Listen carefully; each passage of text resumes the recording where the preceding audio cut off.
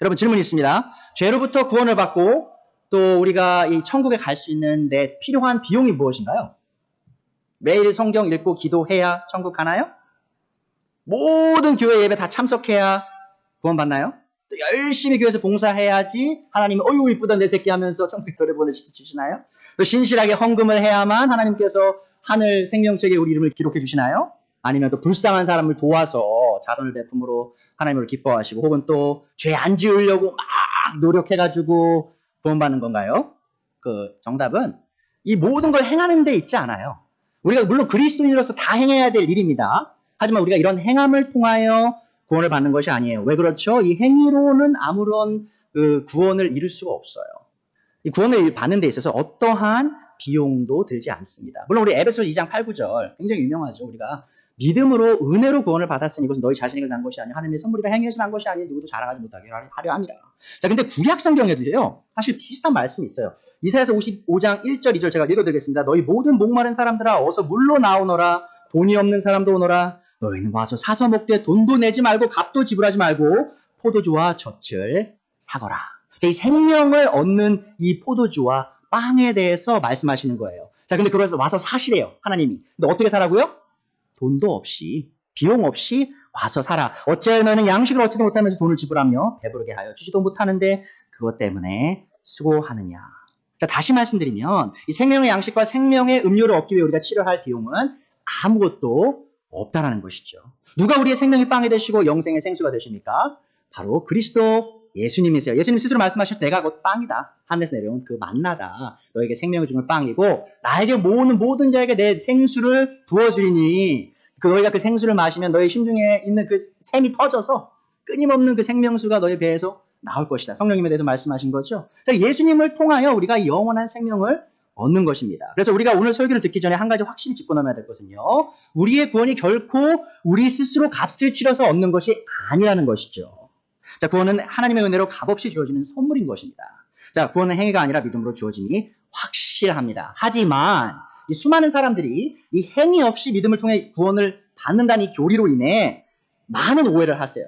뭐냐? 이 구원이 어떠한 행위 없이 어떠한 희생과 비용 없이 이루어지기에 그럼 예수님을 따를 때에도 신앙생활을 계속 이어갈 때에도 그 행위가 별로 필요 없는 거 아닌가요? 혹은 치를 비용이 별로 없는 거 아닌가요? 라고 생각하신다는 것이죠. 자, 그래서 많은 사람들이 예수님을 따르는데 드는 비용을 계산하지 않은 채 예수님을 따르려 해요. 그러니까 예수님을 따를 때 내가 해야 될 행동들, 내가 포기해야 될 것들, 내가 새롭게 해야 할 그런 행동들을 깊이 생각하지 않은 채 예수님을 따르는 것을 아주 가볍게 여기는 경우가 많이 있다는 겁니다. 자, 오늘의 본문에도 예수님을 따르는데 이 드는 비용을 상고하지 않고 예수님을 따랐던 수많은 군중이 나오죠. 자, 그런데 이들은 예수님과 물리적으로 동행했을 뿐 사실 예수님의 참된 제자가 되지 못한 사람들이었어요. 자, 그들은 예수님의 병고침의 본능과 또 마귀를 내쫓는 그 힘과 혹은 그 오병이어와 같은 기적을 경험하고 와, 이분에게 가까이 가면 뭔가 복받겠구나 하면서 예수님의 제자인 양 따르고 있었다는 것이죠. 예수님을 따른다는 것이 무엇을 의미하는지 깊이 생각해 보지도 않은 채 예수님께 나오면 복을 받을 수 있다고 이 막연히 생각하는 사람들, 이런 헛된 생각을 갖고 있는 사람들에게 오늘 예수님께서 말씀하십니다. 누가복음 14장 25절입니다. 많은 무리가 예수와 동행하였다. 예수께서 돌아서서 그들에게 말씀하셨다. 누구든지 내게로 오는 사람은 자기 아버지나 어머니나 아내나 자식이나 형제나 자매뿐만 아니라 심지어 자기 목숨까지도 미워하지 않으면 내 제자가 될 수 없다. 누구든지 자기 십자가를 지고 나를 따라오지 않으면 내 제자가 될 수 없다. 그리고 나서 이제 두 가지 비유를 말씀하십니다. 너희 가운데서 누가 망대를 세우려고 하면 그것을 완성할 만한 비용이 자기에게 있는지를 먼저 앉아서 셈하여 보아야 하지 않겠느냐. 그렇게 하지 않아서 기초만 놓은 채 완성하지 못하면 보는 사람들이 그를 비웃을 것이며 이 사람이 짓기를 시작만 하고 끝내지는 못하였구나 하고 말할 것이다. 또 어떤 임금이 다른 임금과 싸우러 나가려면 2만 명을 거느리고서 자기에게로 쳐들어오는 그를 자기가 10,000명으로 당해낼 수 있을지를 먼저 앉아서 헤아려 보아야 하지 않겠느냐. 당해낼 수 없겠으면 그가 아직 멀리 있을 동안에 사신을 보내서 화친을 청할 것이다. 그러므로 이와 같이 너희 가운데서 누구라도 자기 소유를 다 버리지 않으면 내 제자가 될 수 없다.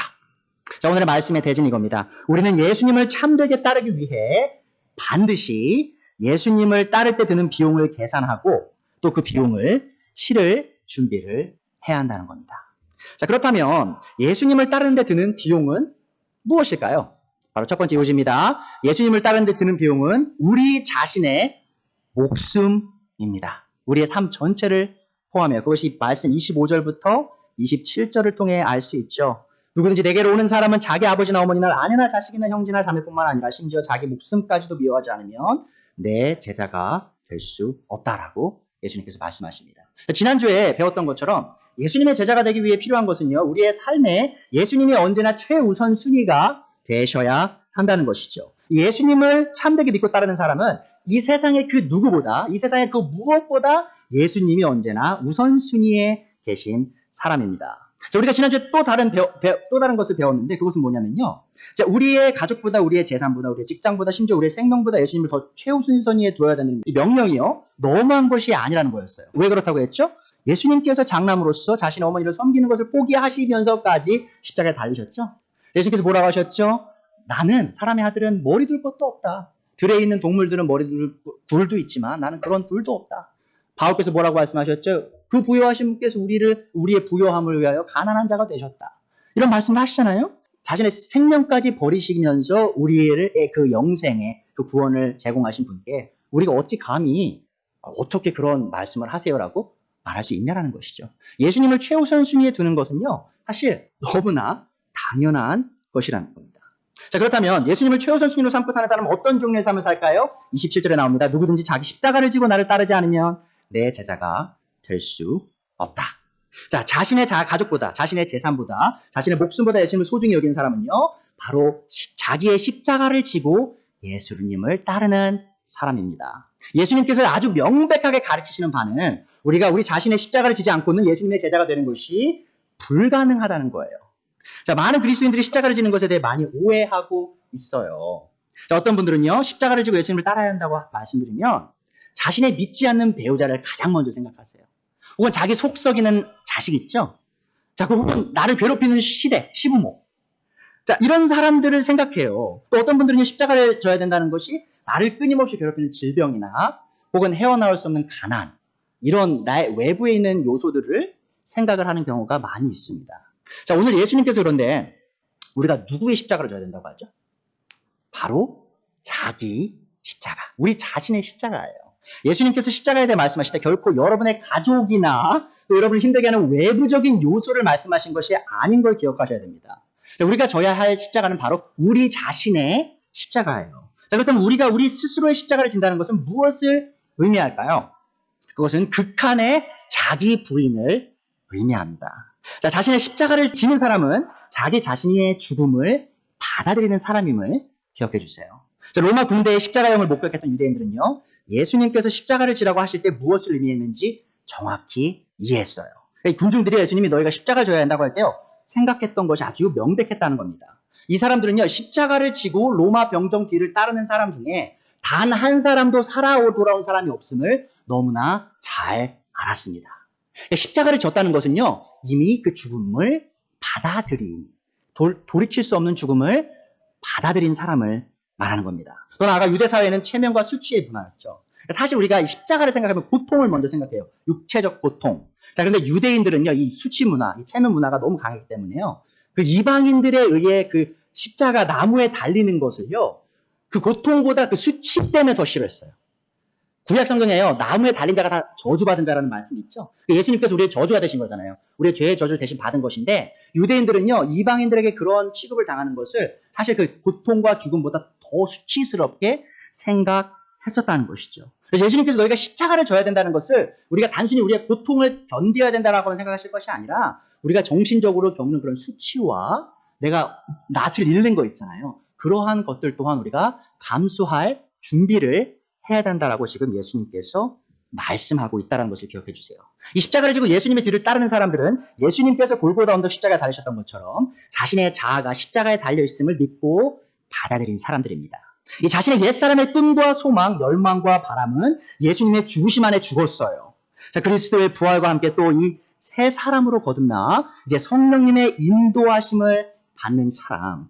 그래서 갈라디아서 5장 24절, 25절에 바울께서 말씀하셨죠? 그리스도 예수께 속한 사람들은 정욕과 욕망과 함께 자기의 육체를 어디에 못 박았다고요? 십자가에 못 박았습니다. 우리가 성령으로 삶을 얻었으니 우리는 성령의 인도해 주심을 따라 살아갑니다. 여러분 잘 보세요. 많은 분들이 또 십자가에 못 박혔다라고 말씀드리면 이렇게 생각하세요. 아, 나는 가만히 있고 예수님이 나 못 박아 주시는 거죠? 라고 생각하시는데, 자, 여기서 십자가에 못 박았다라는 이 동사 있죠? 이것이 수동태일까요? 능동태일까요? 이것은 능동태입니다. 자, 주어가 누구죠? 바로 우리예요. 여러분, 우리가 우리 스스로의 정욕과 욕망을요, 우리의 십자가에 박는 거예요. 자, 지금 누가 우리의 정욕과 욕망과 함께 우리 육체를 십자가에 못 박았다고 말하는 것이냐? 바울이 바로 우리 자신이요, 우리의 몸과 함께 우리의 욕망과 정욕을 십자가에 다 못 박았다라고 얘기하고 있다라는 것이죠. 자, 그렇다면 예수님을 따르는 데 드는 비용이 뭡니까? 그것은 바로 자기 자신의 죽음이에요. 스스로 받아들이는 죽음입니다. 예수님을 따르기 위해 우리는 우리의 목숨을 걸어야 하는 것입니다. 내 몸이 더 이상 내 몸이 아니고요, 내게 속한 모든 것이 이제는 예수님께 속하였음을 인정하고 선포할 수 있는 사람만이 참되게 예수님의 뒤를 십자가와 함께 따르는 사람임을 기억하셨으면 좋겠습니다. 여기서 우리가 함께 심각하게 고민해야 될 부분이 있어요. 자, 우리가 처음에 구원의 믿음을 얻는 것에 비용이 든다고 했나요? 비용이 없죠. 자, 그런데 지금 예수님께서 뭐라고 말씀하시죠? 너희가 십자가를 지고 나를 따르기 위해서는 이 큰 비용을 치러야 된다. 너희 목숨을 버릴 각오를 해야 된다고 말씀하시잖아요. 자, 그럼 이 구원, 비용 없이 받는, 공짜로 받는 구원과 이 모든 것을 다 내어드려야만 따를 수 있는 예수님의 이 제자도와 두 개가 어떤 관계가 있냐라는 것이죠. 자, 이 두 개가 다른 두 개의 개념일지 아니면 같은 것을 다른 방식으로 표현한 것일지 그 부분을 한번 공부해 보겠습니다. 사실 많은 그리스도인들이요, 구원을 받는 것과 예수님의 제자가 되는 것을 다른 개념이라고 생각해요. 실제로요, 어떤 성경 교사들은요, 이미 예수님을 믿고 구원을 받은 사람들에게 이렇게 얘기해요. 여러분은 아직 제자가 되지 않았습니다. 왜냐하면 아직 십자가를 안 졌잖아요. 여러분의 삶 아직 포기 못 하시잖아요. 그러니까 여러분 아직 제자가 아니에요. 그러니까 이제부터 헌신하셔서 예수님의 제자가 되셔야 됩니다라고 가르쳐요. 제가 그런 가르침을 실제로 들어봤었습니다. 자, 이들은 마치 예수님의 제자가 되는 것이 구원을 받고 난 뒤에 영적으로 성장한 다음에 예수님께 헌신할 준비가 된 사람만이 제자가 될 수 있는 것처럼 가르친다는 것이죠. 하지만 이러한 가르침은 성경에 존재하지도 않고요, 또 아주 굉장히 위험한 가르침입니다. 왜 그러냐? 예수님께서는요, 분명히 자신의 제자가 되지 않은 사람에겐 구원이 주어지지 않는다고 명백하게 말씀하셨기 때문이에요. 여러분, 어떤 사람이 말하는 게 중요한 게 아니고요, 예수님께서 뭘 말씀하셨냐가 중요하죠. 누가복음 9장 23절부터 25절 제가 읽어드리겠습니다. 그리고 예수께서 모든 사람에게 말씀하셨다. 나를 따라오려는 사람은 자기를 부인하고 날마다 자기 십자가를 지고 나를 따라오너라. 자, 이 제자도에 대한 부름을 주셨죠. 자, 그런데 그렇지 않는 사람이 어떻게 되냐? 24절입니다. 누구든지 제 목숨을 구하려고 하는 사람은 어떻게 된다고요? 잃을 것이요. 그 목숨을 잃을 것이요. 누구든지 나를 위하여 제 목숨을 잃는 사람은 목숨을 구할 것이다. 자, 25절. 사람이 온 세상을 얻고도 자기를 잃거나 뺏기면 무슨 이득이 있겠느냐? 예수님께서 말씀하셨습니다. 너희가 십자가를 지고 나를 따르면 너희의 생명을 얻을 것이요. 하지만 너희가 십자가를 지지 않고 나를 따르지 않으면, 혹은 나를 따르되 십자가를 지지 않고 따르면 너희의 혼을 잃을 것이다 라고 아주 명백하게 말씀하셨다는 겁니다. 더 나아가서요, 우리는 사도행전을 통해 예수님을 믿는 모든 사람이 구원의 순간에 예수님의 제자가 됨을 배울 수 있어요. 예를 들면요, 사도행전 4장과 5장에서요, 11 사도들이요, 핍박을 받아요. 자, 그리고요, 그럼에도 불구하고 이 사람들이 복음을 이제 전하죠. 자, 그런데 복음을 전해서 수천 명의 사람들이 교회에 막 더해집니다. 자, 그런데 이렇게 예수님을 믿고 교회에 더해진 사람들을 사도행전은 뭐라고 말하냐? 사도행전 6장 1절에 나오는데, 이 시기에 제자들이 점점 불어났다. 그러니까 구원에 이르러 교회에 속한 모든 사람들이 다 제자로서 이 교회에 속하였다라고 누가는 명백하게 말씀하고 있어요. 또한 바울과 바나바가 더베라는 소아시아에 있던 도시에서 어떻게 예수님의 제자를 얻었는지 보세요. 사도행전 14장 21절에 나오죠. 바울과 바나바는 그 성에서 복음을 전하여 많은 제자를 얻은 뒤에 다른 도시들로 돌아갔죠. 자, 초대 사도들이 예수님의 제자를 얻는 방식은요, 사람들에게 복음을 전하고요, 그 복음을 믿게 하고요, 그리고 이 복음을 믿은 모든 사람이 바로 그 순간 예수님의 제자가 되었음을 성경이 분명하게 말씀하고 있습니다. 그들은 단순하게 예수님의 복음을 선포했어요. 그와 동시에 사람들에게 말했죠. 너희가 아무 비용 없이 구원을 받아라. 하지만 그와 동시에 너희의 모든 것을 다 걸어서 예수님을 따라라 라고 말씀했다는 겁니다. 자, 그렇다면 우리가 이 아무런 비용이 요구되지 않는 구원과 우리의 목숨과 우리의 삶에 속한 모든 것을 걸어서 예수님을 따라야 되는 이 제자들의 관계를 어떻게 이해해야 할까요? 이 둘의 관계를 바르게 이해하기 위해 우리는 구원에 이르는 성경적 믿음이 무엇인지 바르게 이해해야 합니다. 이 성경적 믿음은 단순히 복음에 대한 사실을 알고 인정하는 것 이상을 의미해요. 그러니까 여러분, 복음의 내용 있죠. 예수님께서 우리의 죄를 위하여 죽으시고 묻히시고 부활하셔서 또 승천하셨다. 그분이 하나님의 아들이다. 이걸 머리로만 아는 것이 믿음이 아닙니다. 머리로 알고 인정하는 건 당연한 거죠. 하지만 성경에서 말하는 믿음, 구원을 이루는 믿음은요, 바로 참된 신뢰와 의지함이 동반되는 거예요. 예수님께서 나를 위해 이런 구원의 역사를 이루셨기에, 대속의 사역을 이루셨기에 내가 그분을 신뢰하고 이제 그분의 내 모든 것을 다 던져서 의지하는 그 과정이 바로 이 성경적 믿음을 설명한다는 것을 기억해 주세요. 자, 우리가 누군가를 신뢰하고 의지할 때 어떤 일이 일어나죠? 여러분이 정말 어떤 친구를 만났는데 이 사람이 정말 의지할 만한 사람이에요. 신뢰할 만한 사람이에요. 그러면 그 사람과 이제 인격 대 인격의 관계가 형성이 되겠죠. 그러니까 단순히 아는 사람이 아니라 이제는 나 저 사람 더 알고 싶어. 저 사람의 삶에 내가 들어가고 저 사람이 내 삶에 들어왔으면 좋겠어라는 그런 열망이 생기잖아요. 자, 근데 이제 정말 알아가면 알아갈수록 이 사람이 정말 의지할 만하고 신뢰할 만한 사람이에요. 그러면 그 어떤 일이 일어나냐? 바로 이 인격 대 인격의 관계 속에서 헌신과 연합이 일어나게 됩니다. 서로 믿고 신뢰하여 헌신과 연합의 관계로 나아가는 것을 가장 잘 설명하는 인간관계가 뭔지 아십니까? 그것은 바로 부부 관계예요. 이 결혼은요, 단순한 사랑 이상의 것을 의미하죠. 우리가 사랑만 하려면 그냥 연애만 하면 되잖아요. 그래서 결혼을 우리가 왜 합니까? 그것은요, 바로 우리가 이 사람을 신뢰한다, 내 배우자를 신뢰한다. 그 이상을 넘어서서 내가 이 신뢰하는 이 사람과 이제 삶을 나누고 싶다, 연합하고 싶다, 또 더 나아가서 내 삶을 이 사람에게 다 주고 싶다, 헌신하고 싶다라는 것을 지금 결단함을 의미해요. 그것이 결혼의 의미입니다. 제가 사실 혼인 서약을 준비해 봤는데요. 한번 보실까요? 스크린에 보시면 왼쪽에 보이시는 것이 이 신랑이 하는 혼인 서약이고요. 자, 오른쪽에 이 신부가 하는 혼인 서약입니다. 제가 잠깐 읽어드릴게요. 자, 나는 아내를 누구를 땡땡을 아내로 맞아 내 생명을 다하는 나의 유일하고 진정한 사랑이 당신이 될 것을 가슴에 새기겠습니다. 이 특별한 날에 나는 아플 때나 건강할 때나 기쁠 때나 슬플 때나 좋을 때나 아플 때나 당신의 남편으로서 당신의 곁을 지킬 것을 약속합니다. 무조건적으로 당신을 사랑할 것을 약속하며 당신을 존경하고 내가 할 수 있는 한 당신을 위해 내 모든 것을 줄 것입니다. 뭐에 대한 표현이죠? 헌신이에요, 헌신. 또한 어떤 위험으로부터도 당신을 보호할 것이며 당신이 고뇌할 때 위안이 되어줄 것이며 우리가 살아있는 한 당신을 소중히 여기고 아껴줄 것을 약속합니다. 자, 신부는 어떻습니까? 나는 당신을 나의 남편으로 받아들여서 내 인생의 동반자, 나의 진정한 사랑으로 여길 것입니다. 나는 우리의 결합을 소중히 여기며 이 전보다도 당신을 더욱더 사랑할 것입니다. 나는 당신을 신뢰하고 존경할 것이며 당신과 함께 웃고 올 것이며 좋을 때나 나쁠 때나 진심으로 당신을 사랑할 것입니다. 나는 지금 이 순간부터 우리가 함께 살아있는 한 당신의 손을 놓지 않을 것이며 내 온 마음을 다해 당신의 사람이 될 것을 약속합니다. 보세요. 지금 둘이 뭐라고 있는 겁니까? 단순히 서로를 사랑한다, 그 이상이에요. 단순히 서로를 믿는다, 신뢰한다 이상이죠. 서로 이제 서로를 주는 거예요. 근데 많은 분들이 왜 이제 안타깝게 힘든 결혼 생활을 하냐? 성경적으로 볼 땐 이겁니다. 이 결혼은요, 5대5의 계약이 아니에요, 여러분. 결혼은요, 10대 10의 계약입니다. 그러니까 상대방이 나한테 1을 안 줘도 내 10을 주는 게 성경적 결혼이에요. 그게 그렇게 할 때 그 참된 결혼의 삶을 살아가게 된다는 것을 기억하셔야 되는 거죠. 자, 근데 참 흥미롭게도요, 성경에서 이 예수님과 교회의 관계를 이 부부 관계로 설명하는 것이 많이 나온 걸 알고 계시나요?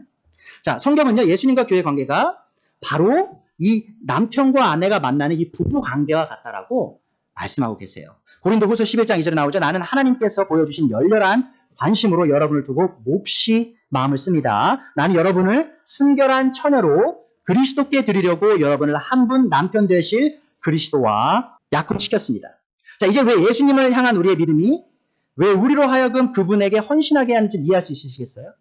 예수님을 믿는 데 드는 비용이 없죠. 그냥 믿는 거, 신뢰하는 거예요. 받아들이는 거예요. 자, 하나님께서 계시하신 그 예수님의 복음을 그냥 받아들이는 겁니다. 자, 마찬가지예요. 여러분 결혼하실 때 남편분들에게 뭐 돈 드렸나요?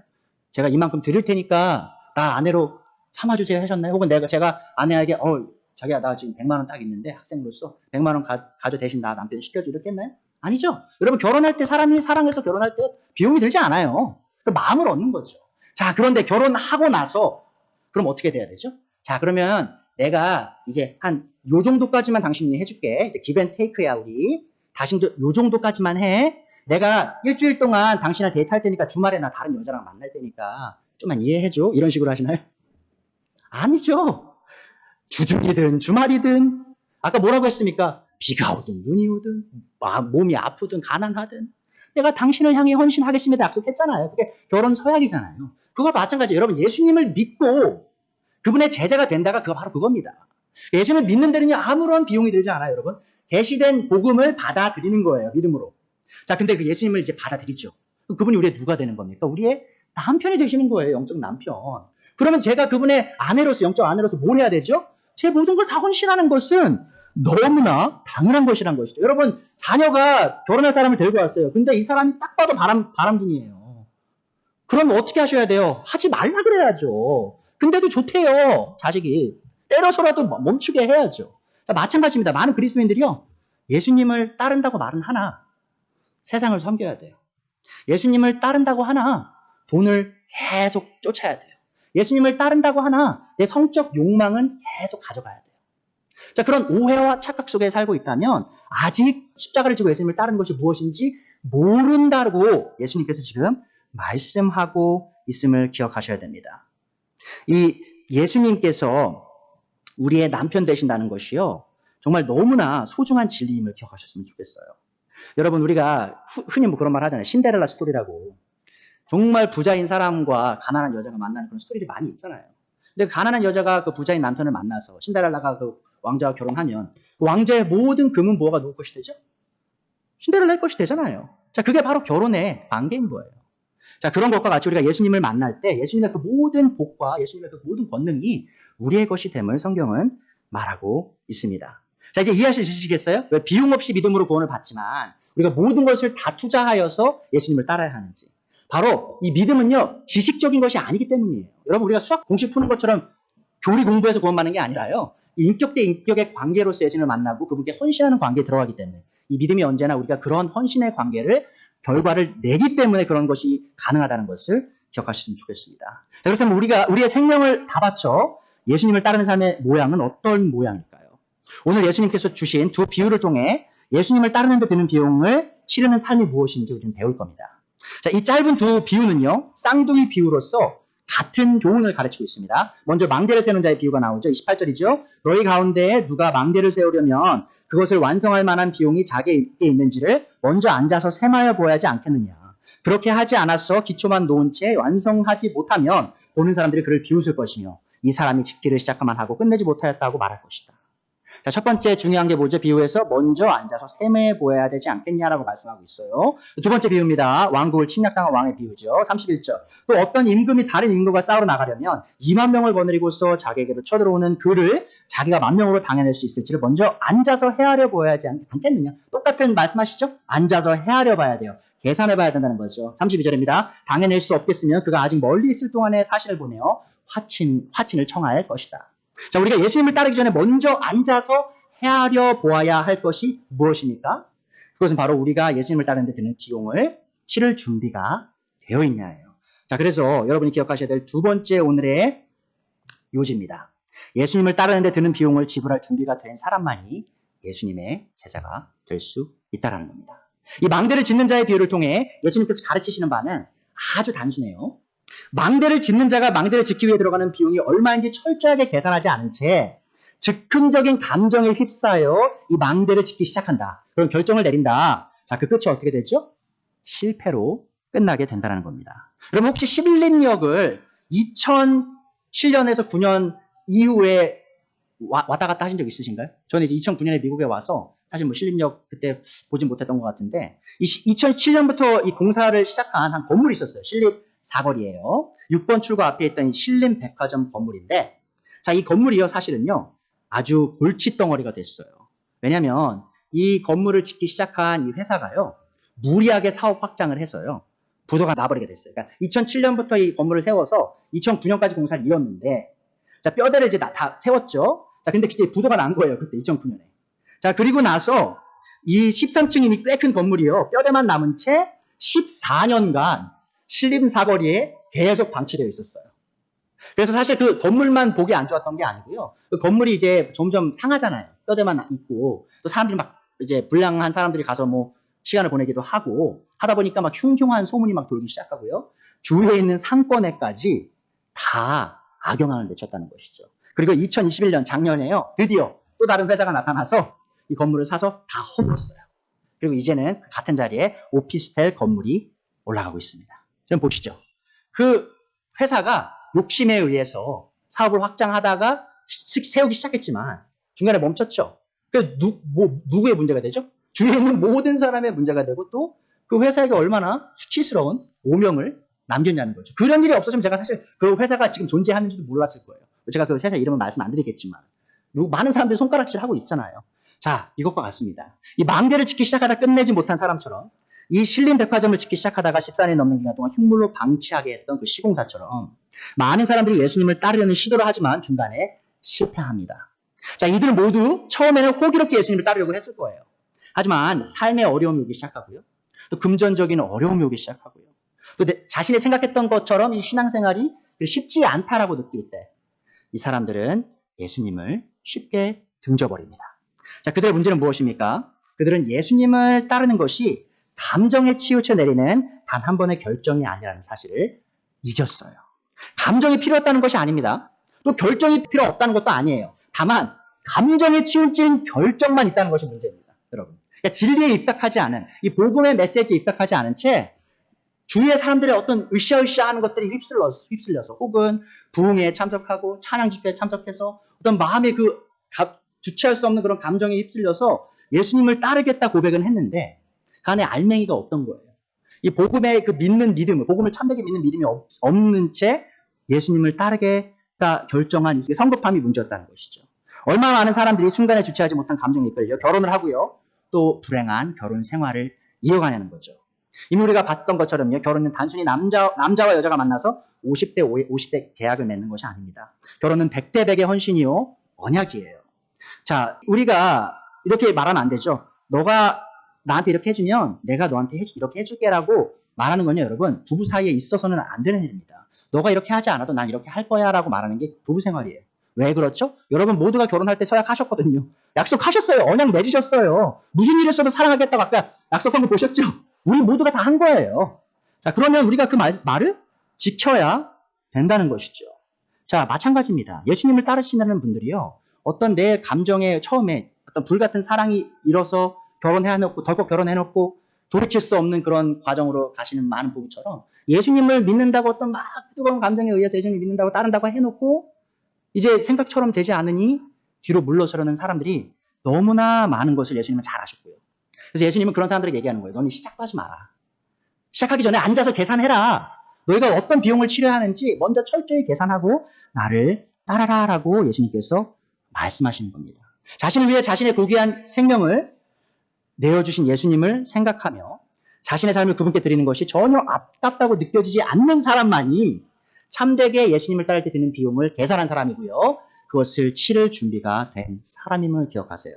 자신의 목숨과 자신의 모든 소유를 예수님께 헌신하지 않고 예수님을 따르는 사람은 망대를 짓기 시작했지만 기초만 놓은 채 완성하지 못한 사람과 같이 비웃음거리가 될 거라는 것입니다. 29절에 나오죠. 그렇게 하지 않아서 기초만 놓은 채 완성하지 못하면 모든 사람들이 그를 비웃을 것이며 이 사람이 짓기를 시작만 하고 끝내지 못하였구나 말할 것이다 라고 말하고 있어요.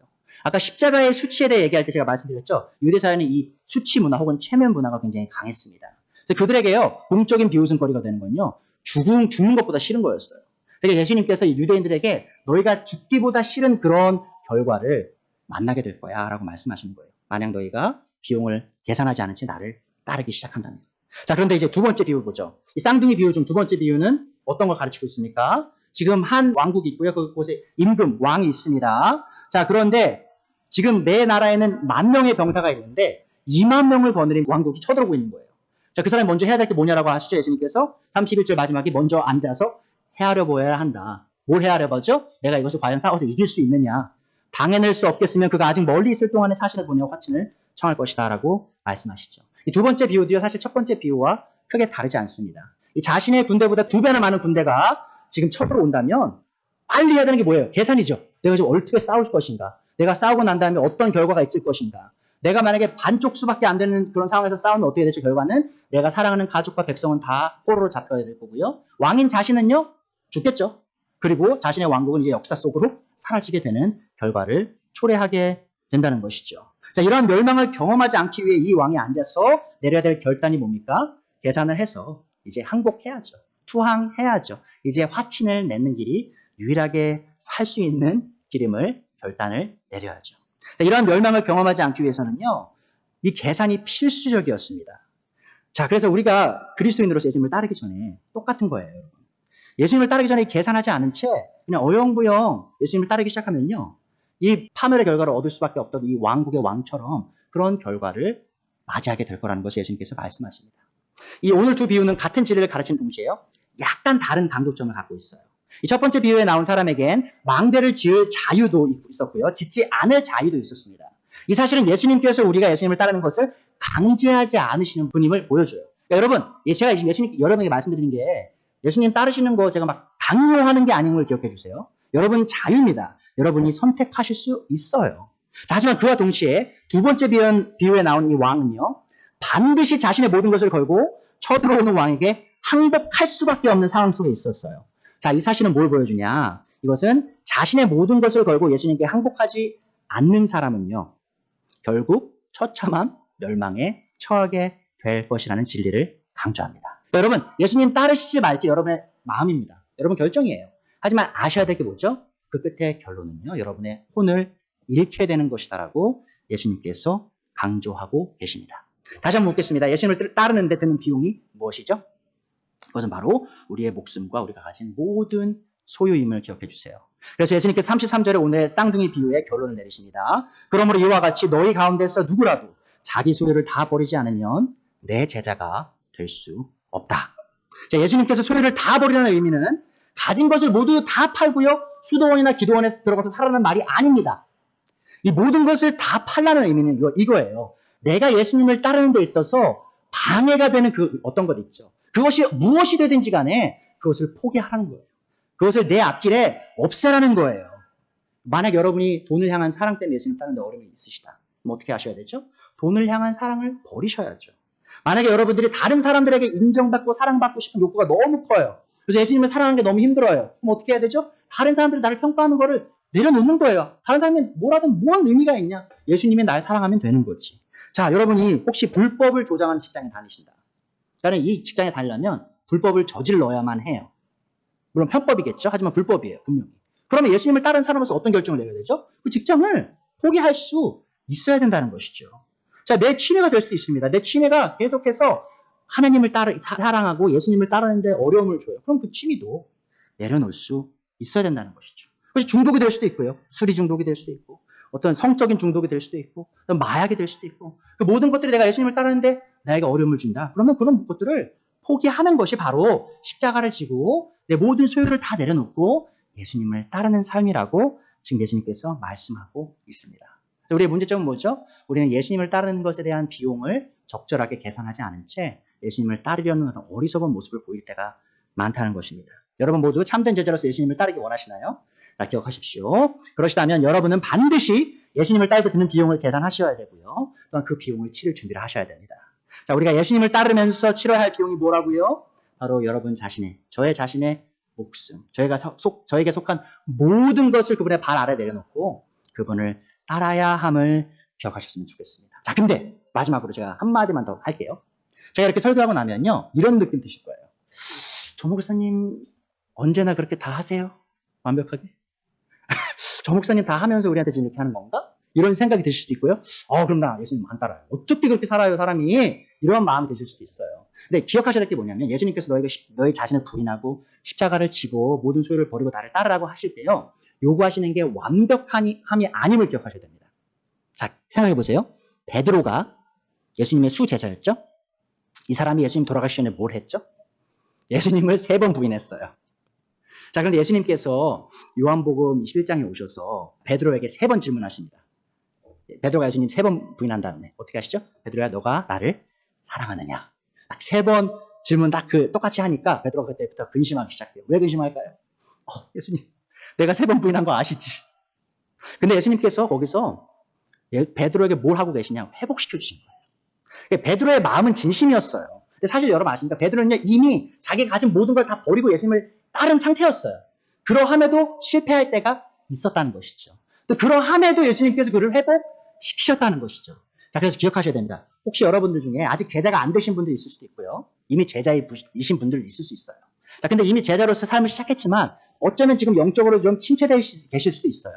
내 비용을, 예수님을 따라야 될 비용을 잠깐 잊은 채 내 육신으로 예수님을 따르려고 했을 수도 있어요. 자, 그럼 그런 사람들에게 예수님께서 뭐라고 말씀하시냐. 자, 지금부터 앉아. 어떤 거 하기 전에 앉아. 그걸 헤아려. 너가 나를 따르기 위해 뭘 걸어야겠니? 지금 그 말씀 하시는 거예요. 그래서 여러분 혹시라도 지금 영적으로 조금 다운되시고 힘든 상황이시라면 포기하시면 안 돼요. 이제부터 다시 계산하시고 십자가를 지시고 예수님 길을 따르시면 됩니다. 성령님께서 도와주실 겁니다.